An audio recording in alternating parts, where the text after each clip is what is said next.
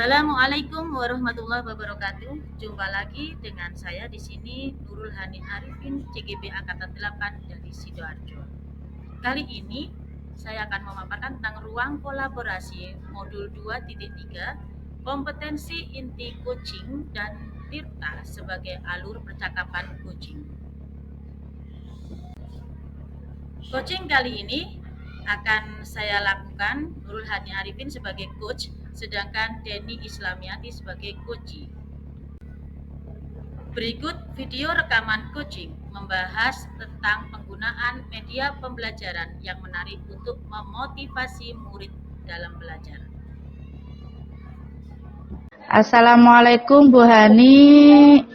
Waalaikumsalam Bu Denny. Bagaimana kabarnya hari ini? Alhamdulillah Bu. Lama tidak berjumpa dengan Ibu ini. Ingin ngobrol-ngobrol santai nih Bu saya Bu.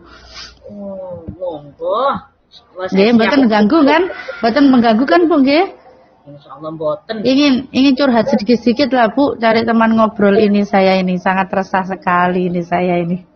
Oh, oke. Apa yang akan kita obrolkan kali ini ya Bu Denny? Gini Bu, saya ingin mengoptimalkan semangat mengajar saya Bu, karena semangat mengajar saya ini rasanya kok tidak seperti dulu ya. Kalau dulu itu saya semangat sekali membuat model-model pembelajaran baru, variasi pembelajaran baru. Di akhir-akhir ini nampaknya nggak kurang optimal itu saya Bu, semangat saya gitu Bu. Jadi saya ingin mengerti gimana ya saya mengoptimalkan lagi semangat belajar saya ini. Wow, Kayaknya niku nggih. luar biasa. Kalau dulu bisa optimal, kenapa sekarang harus ada penurunan gitu ya? Maksudnya gitu, kenapa kok harus menurun gitu ya? Pinginnya memotivasi lagi gitu ya Bu Denny ya? Nggih, iya. Membandingkan. Jadi Itu menurun kira-kira berapa persen Bu? lumayan jauh Bu. Kalau dulu saya bisa mungkin nggih, kalau saya menilai semangat saya pribadi dari angka 8, dulu karena saya sering membuat planning yang disiplin ya nggih, sesuai dengan jadwalnya, tiba-tiba sekarang kok saya rasa planning saya pengajaran nggih agak berantakan, bisa jadi turun jadi 5 kayaknya Bu. Karena saya sekarang pembelajaran saya kok kayaknya saya mikir kok tidak terplanning ya. Jadinya itu menurun nggih. Saya rasa cukup drastis juga Bu. Makanya saya juga bingung kenapa ya saya gitu. Mungkin karena tidak terplanning itu tadi ya? Iya, tidak terplanning itu.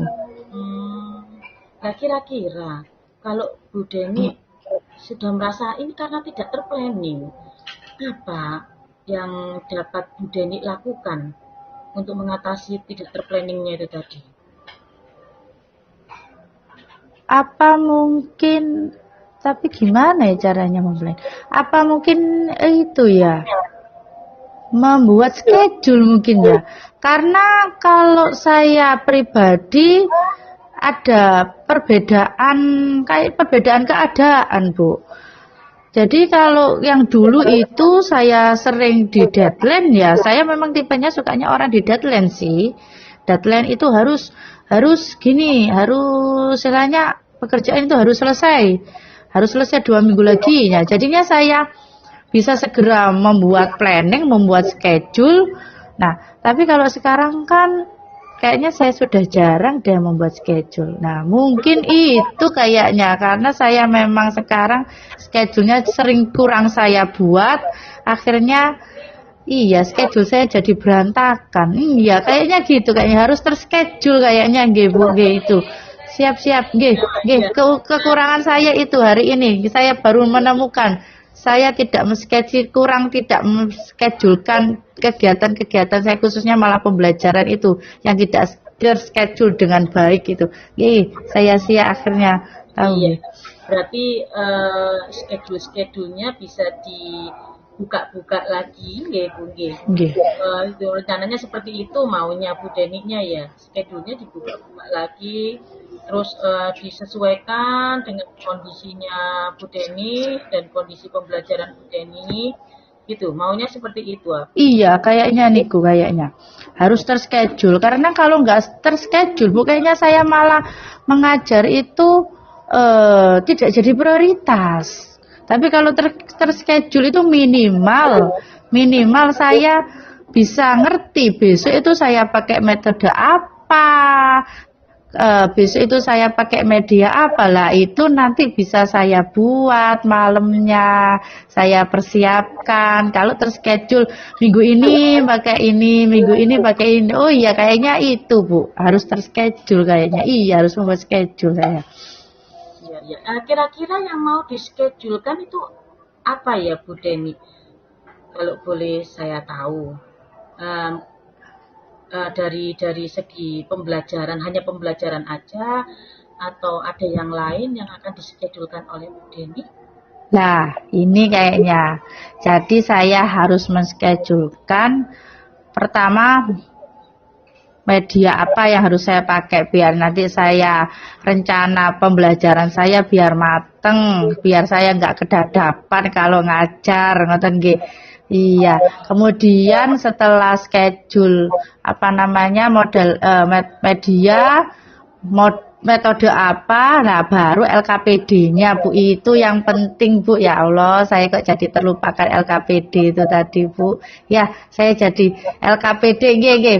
Berarti prioritasnya media, kemudian metode LKPD. Siap ya, nggih. Nggih, akhirnya ketemu Bu, nggih, ketemu. Ya, langkah-langkah nanti yang akan dischedulekan oleh Bu Deni itu pertama mesti medianya Ya, nggih. sama untuk LKPD-nya ya. Nggih, akhirnya nggih. Nggih. Untuk kalau memang itu yang akan direschedule sama Bu Deni. Kira-kira nanti Bu Deni inginnya, endingnya, targetnya itu yang seperti apa? Minimal Bu, kan dengan schedule tadi satu Bu, saya jadi ada persiapan buat ngajar. Tidak kendadapan ngoten nggih, kalau bahasa orang Jawanya tidak kendadapan, saya bisa mempersiapkan dengan baik, akhirnya saya bisa melakukan pembelajaran, jadi semangat untuk melihat anak-anak senang dengan apa namanya, dengan pembelajaran saya itu, jadi saya mulai semangat lagi, tumbuh semangat saya itu. Nah, itu nanti insya Allah tadi saya ke sana Bu, minimal menyenangkan hati anak-anak dengan belajar pembelajaran saya. Nah, nanti saya akan pasti lebih semangat lagi untuk membuat pembelajaran yang menarik dan saya akan menjadwalkan itu semuanya Bu. Pasti Bu. Oke. Mohon maaf ya Bu Deni. Kira-kira Bu Deni untuk menjalankan itu Bu Deni ada kendala nggak untuk membuat schedule ulang, membuat anak-anak menjadi yang menyenangkan gitu. Untuk saat ini kendala-kendala apa yang Bu Deni angan-angankan? Saya masih bingung membagi tugas Bu. Karena ya tahu sendiri lah Bu, tugas guru itu seperti apa Bu. Tugas guru enggak kalau ngajar doang gitu Bu, insya Allah Bu bisa teratasi gitu, terprioritas. Lah ini belum lagi tugas dari kepala sekolah, belum lagi tugas dari dinas, belum lagi tugas yang istilahnya dari yang lain juga. Akhirnya kadang itu Bu yang membuat saya mungkin susah untuk membaginya. Tugas-tugas itu yang harus disegera, semuanya harus segera diselesaikan. Kayaknya itu Bu yang menjadi kendala saya itu Bu. Masya Allah, Bu Deni ini Wonder Woman ya. Boten Bu. Artinya kan ada kepercayaan tersendiri dari kepala yang memberikan Bu Deni tugas tambahan. Tapi di sini Bu Deni kan harus ada salah satu yang diprioritaskan. Mana yang lebih dulu untuk tugas dari kepala sekolah atau yang reschedule yang Bu Deni buat tadi?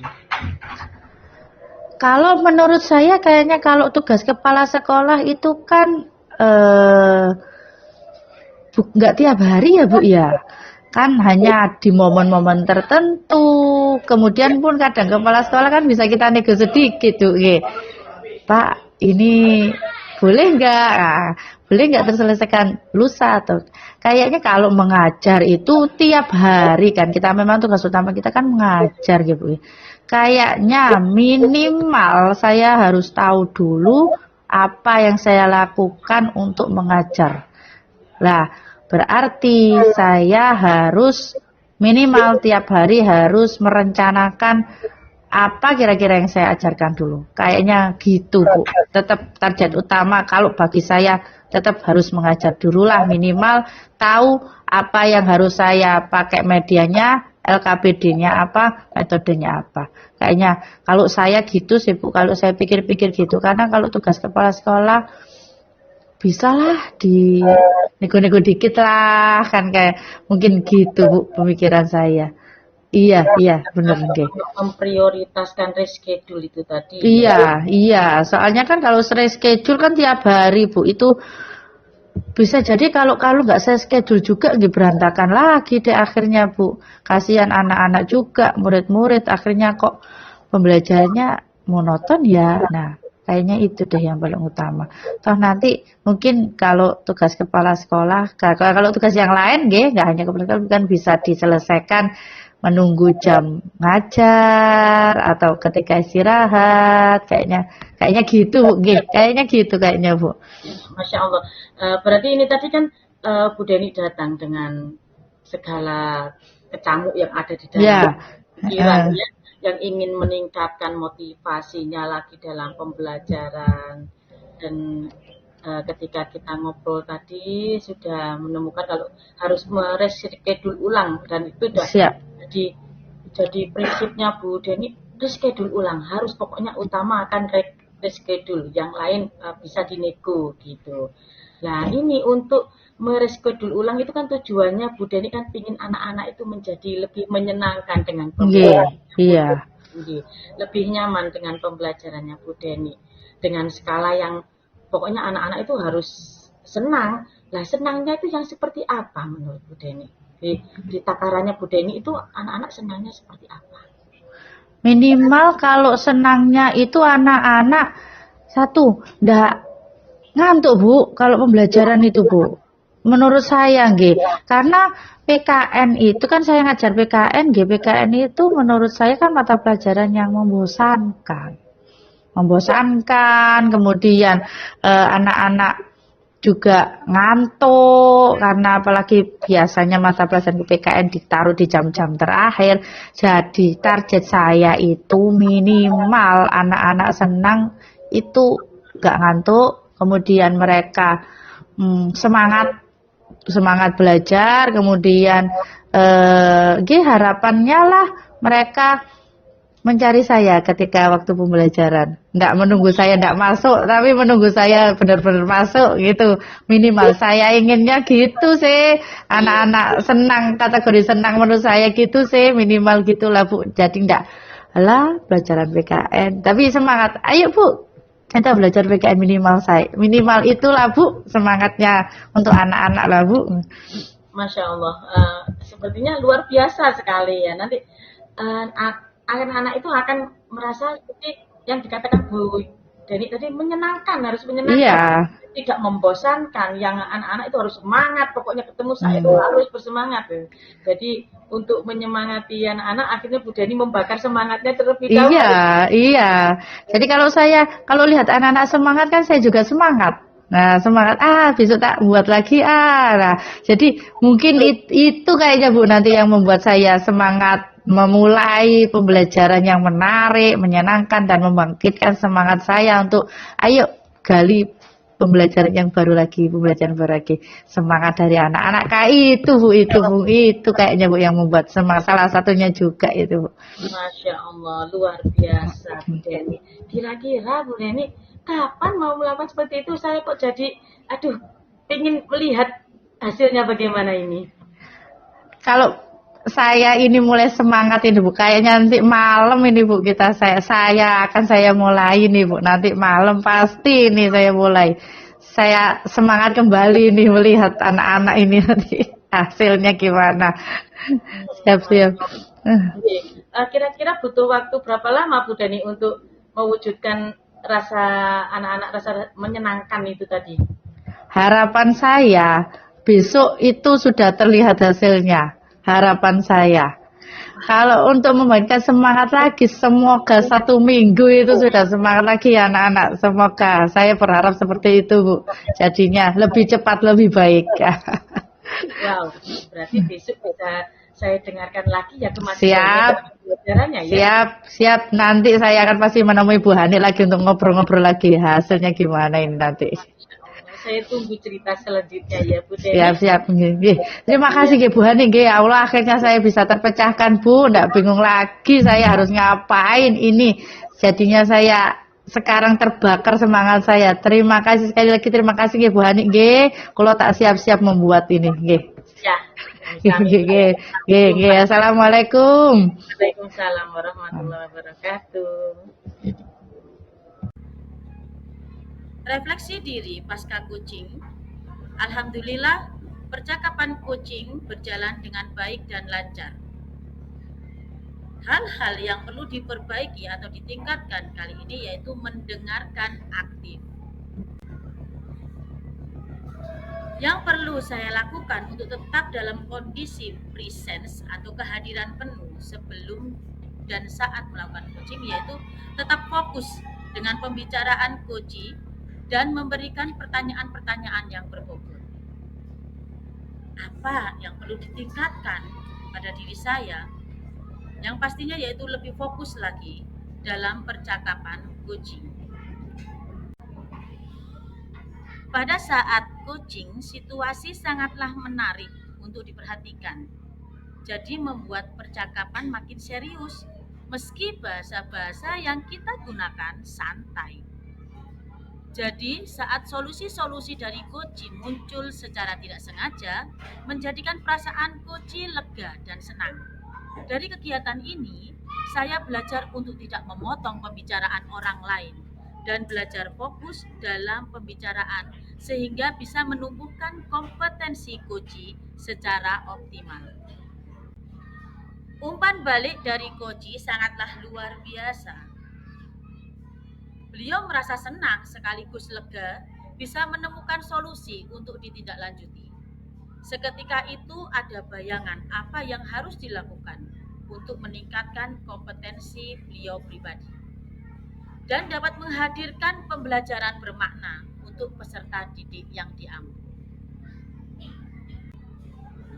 Sekian pemaparan dari saya. Terima kasih bagi yang telah menyimak. Semoga bermanfaat. Tetap bahagia. Salam Guru Penggerak.